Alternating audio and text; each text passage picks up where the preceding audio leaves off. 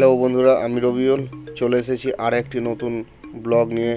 আজকের ব্লগে সকলকে স্বাগতম। তো চলো বন্ধুরা, আজকে আমরা মুর্শিদাবাদের হাজারদুয়ারি থেকে ঘুরে আসি। আজকের ভিডিওটি প্রথম থেকে শেষ পর্যন্ত মন দিয়ে দেখো, হাজারদুয়ারি সম্বন্ধে পুরোটাই জেনে যাবে। বন্ধুরা, এখন বাজে দুপুর 2টো আর আমরা ঠিক হাজারদুয়ারি পৌঁছে গিয়েছি। এই রাস্তা যেটা দেখতে পাচ্ছ, এটা হচ্ছে হাজারদুয়ারির পেছনের দিকে রাস্তা। এই রাস্তাটি একদম ভাগীরথী নদীর গা বেয়ে যাচ্ছে আর এই রাস্তার দুই পাশে খুব সুন্দর করে সারি সারি দোকান সাজানো আছে, যেগুলোতে অনেক পছন্দের মতো জিনিস ঝোলানো আছে এবং আমরা পছন্দ করে কিনতেও পারবো।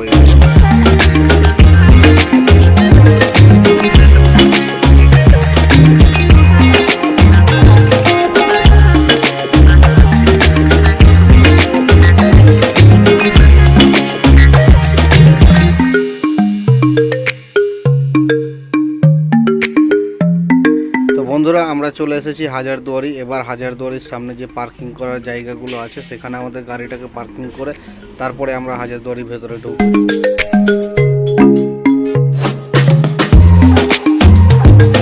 এটাই হলো হাজারদুয়ারির মেন গেট। এখান দিয়ে ঢুকে বাঁ হাতে টিকিট কাউন্টার পড়বে আর এই টিকিট কাউন্টারে টিকিট কেটে তবে আমরা হাজারদুয়ারি প্যালেসের ভেতরে ঢুকতে পারবো। প্যালেসের ভেতরে না ঢুকলে টিকিট কাটার কোনো প্রয়োজন নেই, বাইরে বিনা টিকিটেই ঘোরা যায়।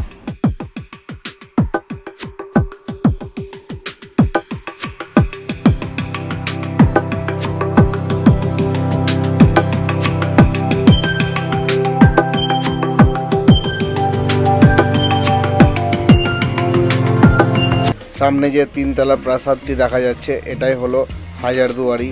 1829 সালে নবাব হুমায়ুন যা 18 লক্ষ টাকা ব্যয়ে এই হাজারদুয়ারি প্রাসাদটি নির্মাণ করেন। এই তিনতলা প্রাসাদটির প্রত্যেকটি ঘরের কারুকার্য অত্যন্ত অসাধারণ এবং মনোরম। এর একতলায় রয়েছে অস্ত্রাগার, অফিস কাছারি আর রেকর্ড রুম। এই অস্ত্রাগারটি 2600 অস্ত্রশস্ত্র নিয়ে সজ্জিত আছে।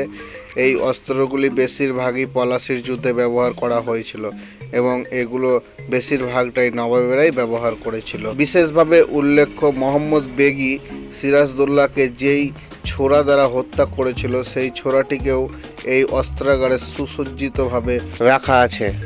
দোতলায় আর তিনতলায় আর্ট গ্যালারি ও লাইব্রেরি আছে। আর্ট গ্যালারিতে বহু বিখ্যাত চিত্রশিল্পীর চিত্রকলা স্থান লাভ করেছে আর লাইব্রেরির ঘরে ছোট বড় আকারের অনেক রকম ধর্মের বই, অনেক চুক্তিপত্র, নাটক, ইতিহাস আর দলিল দস্তাবেজ আর বিদেশি ভাষায় লিখিত অনেক গ্রন্থ সংগ্রহ করা হয়েছে। আবুল ফজলের রচিত আইনি আকবরী থেকে শুরু করে হারুন আল রশিদের নিজের হাতে লেখা কোরআন এই লাইব্রেরিতে রাখা আছে। সব থেকে আশ্চর্যজনক ব্যাপার হচ্ছে এখানে একটি বিশাল আকৃতির অ্যালবাম রয়েছে যার দৈর্ঘ্য 3 হাত আর প্রস্থ 2 হাত আর ওজন প্রায় 20 কেজি। বন্ধুরা, এতক্ষণ পর্যন্ত যে সমস্ত বিবরণগুলি আমি তোমাদের সামনে তুলে ধরলাম সেগুলো সমস্তটাই মিউজিয়ামের ভেতরে আছে, যেখানে সম্পূর্ণভাবে কোনো ফটো তোলা বা ভিডিওগ্রাফি করা একদমই নিষিদ্ধ। বন্ধুরা, এতক্ষণ যা শুনলে বা দেখলে পুরোটাই মিউজিয়ামের ভেতরের বিবরণ।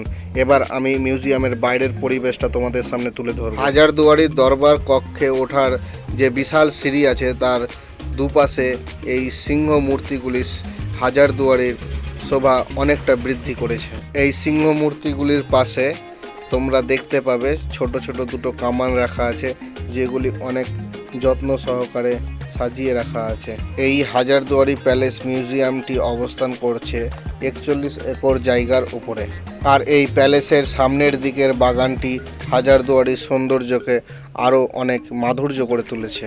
এই হাজারদুয়ারির তত্ত্বাবধানে আছে ভারত সরকার এবং এর বর্তমানে নামকরণ হয়েছে হাজারদুয়ারি প্যালেস মিউজিয়াম। 1985 সালে ভারত সরকার এই হাজারদুয়ারি মিউজিয়াম প্যালেসটিকে অধিগ্রহণ করার পর সম্পূর্ণরূপে মেরামত ও রং করে ঝাড়বাতিগুলোতে বৈদ্যুতিক আলো সংযোজন করে পুরাতন ছবিগুলোকে কেমিক্যাল ওয়াক্স করে পরিষ্কার করেছে। বন্ধুরা, আর একটি কথা জানিয়ে রাখি, এই হাজারদুয়ারি মিউজিয়াম প্যালেসটি প্রত্যেক শুক্রবার বন্ধ থাকে। এই হাজারদুয়ারি প্যালেসে মাসে অন্তত পক্ষে 30,000 পর্যটক এখানে ঘুরতে আসে। বন্ধুরা, এর নামকরণ সম্পর্কে আমরা হালকা করে জেনে নিই।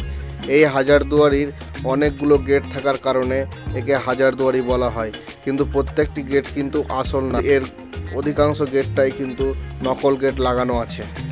আমাদের অনেকের ধারণা যে এই হাজারদুয়ারি প্যালেসটি নবাব সিরাজদৌল্লা তৈরি করেছেন। কিন্তু আমাদের এটা মনে রাখতে হবে, এই হাজারদুয়ারি প্যালেস মিউজিয়ামটি নবাব সিরাজদৌল্লার জামানার অনেক পরে তৈরি হয়েছে। নবাব সিরাজদৌল্লার প্যালেস হচ্ছে হীরাঝিল, বর্তমানে গঙ্গার ভাঙনে প্রায় তলিয়ে গেছে। বন্ধুরা, এতক্ষণ পর্যন্ত যতটা পেরেছি হাজারদুয়ারি মিউজিয়াম প্যালেস সম্বন্ধে তোমাদেরকে আমি তথ্য দেওয়ার চেষ্টা করলাম। আরও যদি কিছু তথ্য থাকে বলে তোমাদের মনে হয় তাহলে অবশ্যই কমেন্ট করে কমেন্ট বক্সে জানাবে, সেই তথ্যগুলো আমরা নতুনভাবে আরও পেয়ে যাব। বন্ধুরা, আমাদের এই ভিডিওটাই তোমাদের কেমন লাগলো কমেন্ট করে অবশ্যই কমেন্টে জানাবে। আর যদি ভালো লাগে তো বন্ধুদের সঙ্গে অবশ্যই শেয়ার করো। আর চ্যানেলে নতুন হয়ে থাকলে চ্যানেলটিকে অবশ্যই সাবস্ক্রাইব করে রেখো, তাতে তোমরা আমাদের পরবর্তী যে সমস্ত ভিডিওগুলি আছে সেইগুলো তোমাদের নোটিফিকেশনে পেয়ে যাবে। হাজারদুয়ারি প্যালেসের ঠিক বিপরীত দিকে ইমামবাড়া অবস্থিত। 1846 সালে সিরাজদৌল্লা নির্মাণ করা ইমামবাড়াটি ধ্বংস হয়ে গেলে বাংলা বিহার উড়িষ্যার শেষ নবাব ফেরাদুন যা 1847 সালে প্রায় 7 লক্ষ টাকা ব্যয় করে এই নতুন ইমামবাড়াটি নির্মাণ করেন। এই ইমামবাড়ার ভেতরে সবসময় প্রবেশ করা যায় না। প্রতি বছর মহরম মাসে মহরম উপলক্ষে প্রথম 10 দিন ইমামবাড়ার সম্মুখে বিশাল এক মেলা বসে। এই সময় বহু পর্যটক দূর দূরান্ত থেকে আসে এই মেলা দেখার জন্য।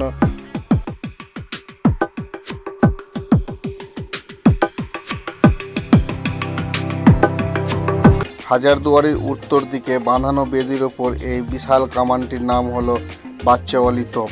এটি নবাব হুমায়ুন শাহর সময়কালে নদীগর্ভ থেকে উদ্ধার করা হয়। কথিত আছে 1647 সালে জনার্দন কর্মকার এটি তৈরি করেন।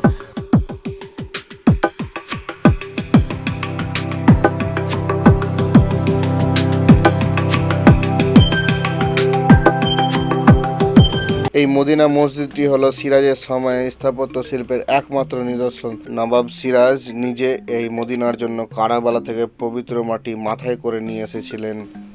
এই মদিনার দরজা কেবলমাত্র মহরমের সময় খোলা থাকে, আর বাকি সময় বন্ধ থাকে।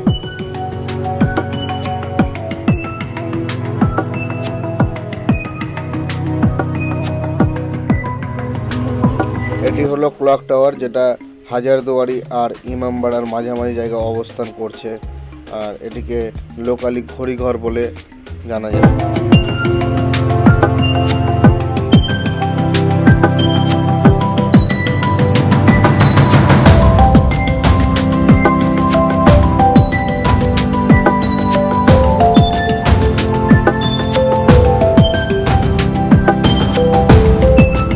বন্ধুরা, ভিডিওটি শেষ পর্যন্ত দেখার জন্য ধন্যবাদ। আর ভিডিওটি কেমন লাগলো অবশ্যই কমেন্ট করে জানিও, আর ভালো লাগলে অবশ্যই বন্ধুদের সঙ্গে শেয়ার করো। ততক্ষণ সুস্থ থাকো, ভালো থাকো। দেখা হচ্ছে পরের কোনো আবার নতুন একটি ভিডিওতে।